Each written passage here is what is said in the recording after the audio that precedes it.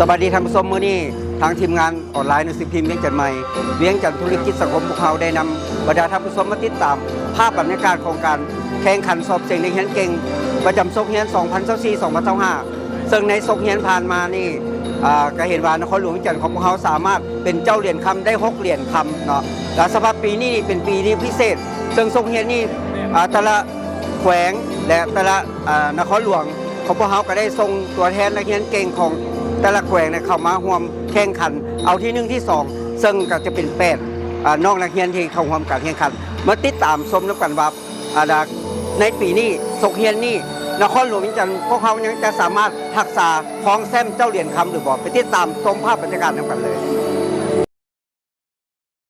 ซกเฮียนนี่นครหลวงเวียงจันทร์ยังครองเจ้าเหรียญคำในการสอบชิงแข่งขันนักเรียนเก่งระดับชาติซึ่งในซกเฮียน 2023-2024 ผ่านมานครหลวงเวียงจันทร์สามารถญาติได้เหรียญคำในการสอบชิงแข่งขันนักเรียนเก่งระดับชาติถึง6เหรียญคำและ1เหรียญเงินรวม7เหรียญและในซกเฮียน 2024-2025 นครหลวงเวียงจันทร์ยังคงสามารถสืบต่อรักษามูลเสื้อไว้อย่างเหนียวแน่นพร้อมทะลุเป้าหมายถึง11เหรียญในนั้นได้เหรียญคำถึง7เหรียญในจำนวน8เหรียญคำทั่วประเทศโอกาสนี้ท่านหัวหน้าแผนกศึกษาธิการและกีฬานครหลวงเวียงจันทร์ให้สัมภาษณ์ว่า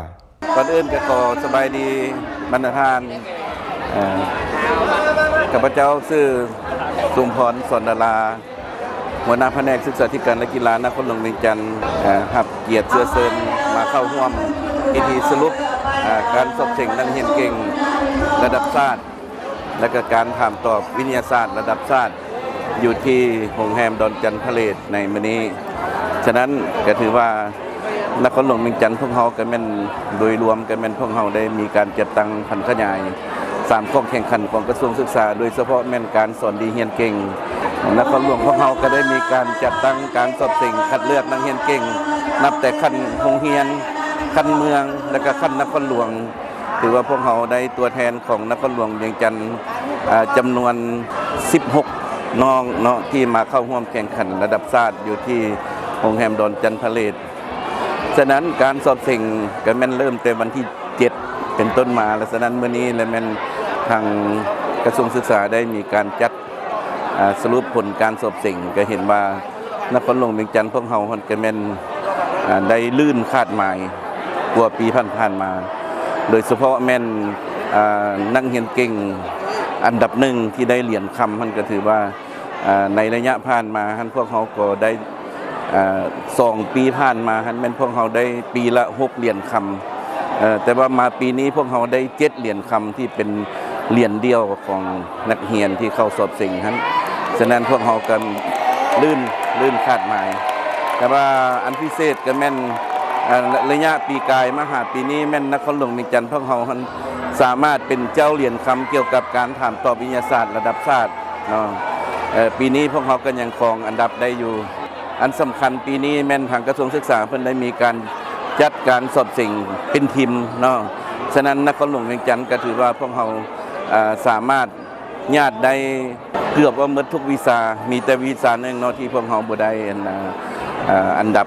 ฉะนั้นก็ถือว่าทั้งเหรียญพิมพ์และกันเหรียญเดียวแม่นนครหลวงเวียงจันทร์ยังรักษาแชมป์ไว้อยู่โอกาสเดียวกันนักเรียนผู้เข้าร่วมการแข่งขันในครั้งนี้ได้แสดงถึงความรู้สึกของตนว่าสบายดีน้องเองมีชื่อว่าท้าวดอลลาร์พมวงศาเป็นนักเรียนเก่งวิชาภาษาลาววรรณคดีชั้นม .7 มาจากโรงเรียนหอมสวรรค์เมื่อหาดไซฟองแข่งนครหลวงเวียงจันทร์สำหรับการกายเกี่ยวของน้องๆก็ใช้เวลากายเกี่ยมหลายในการเรียนแล้วก็ถึงแม้มันจะเมื่อยหรือว่าอย่างใดก็ต้องได้สู้เอาอดทนเอาเพราะว่าปีนี้เป็นปีแรกที่น้องจะสิ่งติดขันเมืองแล้วก็สามารถผ่านขันแข่งแล้วก็มาฮอดระดับชาติได้โดยสำหรับวิธีการเรียนให้เป็นเก่งของน้องคือน้องก็ได้เอาใจใส่ในการเรียนหลายขึ้นเวลาว่างก็ซ่องหนังสือมาอ่านโดยเฉพาะก็เป็นการค้นคว้าหาบทเรียนหัวบทสอบสิ่งแต่ละปีมาแก้เพื่อแบบจะได้เห็นทางในการแบบออกว่าปีนี้จะออกแบบใดโดยเราพูดถึงน้องเมนดีใจหลาย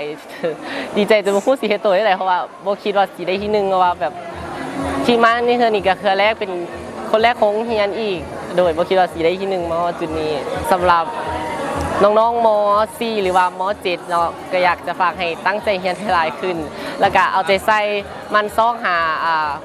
บทเรียนหรือว่าหัวบทต่างๆ มาแก้เวลาเรียนก็หาเวลาว่างให้เจ้าของเฮ็ดสิ่งที่มีความสุขเฮ็ดเองหลายขึ้นบ่เรียนหลายจนเกินไปโดย และข้าพเจ้าเองเป็นอาจารย์สายทองบุญคำรู้สึกเป็นเกียรติและก็ภาคภูมิใจหลายเนาะที่ว่านักเรียนกับพวกเราสามารถมาฮอดจุดนี้ได้เนาะเพราะว่าที่ผ่านมาพวกเราบ่เคยมาฮอดระดับนี้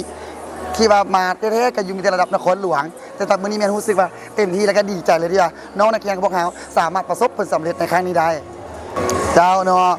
บางอย่างยิ่งว่าดอลลาร์จะเป็นแบบอย่างแล้วก็เป็นต้นแบบให้กับทุกๆคนที่ว่ามีความฝันอยากจะก้าวเป็นนักเรียนเก่งโดยเฉพาะแม่ทางเมืองหาดไซฟองพวกเขาก็คือโรงเรียนห้อมสวรรค์และคนอื่นๆในขอบเขตทั่วประเทศ น้องบ่เป็นคนที่เรียนเก่งมาแต่ใดป .5 ไปเซ็นเรียนเก่งอยู่แต่บ่ติดมาม.4 กันเลือกวิชาอื่นกับบ่ติดมาปีนี้เลยตัดสินใจดึงมาภาษาลาววรรณคดีสุดท้ายประสบผลสำเร็จก็ดีใจน้ำ สบายดีน้องเองมีชื่อว่านางสุริตาพรหมไสยเรียนอยู่โรงเรียนมัธยมสมบูรณ์สินไซและน้องก็ได้เข้าร่วมการสอบเสียงนักเรียนเก่งในคณะนครหลวงได้อันดับที่ 1และก็เข้าร่วมการสอบเสียงนักเรียนเก่งในระดับชาติได้อันดับที่ 2เอาใจใส่เพื่อความเรียนและก็มีในครูแนะนำและยังได้ค้นคว้าหาเรียนนำข้อมูล อันใดที่บ่เข้าใจก็ได้ถาม อันใดที่ไม่เข้าใจก็ยังได้ถามครูอาจารย์ตื่นอีก สบายดีเนาะอาจารย์เองชื่ออาจารย์ติดแก้ววงไสเป็นครูสอนวิชาเคมีศาสตร์ชั้นม .4 ซึ่งได้สิทธิ์สอนอยู่ในโรงเรียนมศสินไซเนาะในสุกเรียน 2024-25 นี้ก็ได้มีโอกาสสอนบำรุงน้องนักเรียนเก่งวิชาเคมีศาสตร์ชั้นม .4 ซึ่งสามารถญาติได้อันดับที่ 1 ของนครหลวงเวียงจันทร์และก็เป็นตัวแทนของนครหลวงเวียงจันทร์มาสอบสิ่งในขั้นระดับประเทศ ซึ่งสามารถญาติได้อันดับที่ 2 ในวิชาเคมีศาสตร์ชั้นม .4 และทีมอันดับที่ 1 แล้วก็ประเภททีม ระดับทีมเป็นอันดับที่1นะสำหรับการก้าเกียมเนาะเฮาแม่นยิงใส่ที่สีนำของแผนกศึกษาธิการและกีฬาเนาะเพิ่นได้แนะนำให้เฮาเนาะมีการก้าเกียมมีการจัดแบ่งตารางมีการบำรุงเรียนโดยอิงใส่บทเรียนที่ค้นคว้ามาเนาะเป็นวิชาในตำราหลักสูตรของกระทรวงศึกษาธิการและกีฬาเนาะโดยบางออกแล้วก็อีกจากนั้นก็ยังมีพื้นฐานจากตำราม.3 ม.2 และก็ตำราอื่นๆเนาะนอกจากนั้นเราก็ได้มาเรียนเนาะมีการทวนคืนบทเรียนเพื่อเกียมสอบสิ่งระดับประเทศในครั้งนี้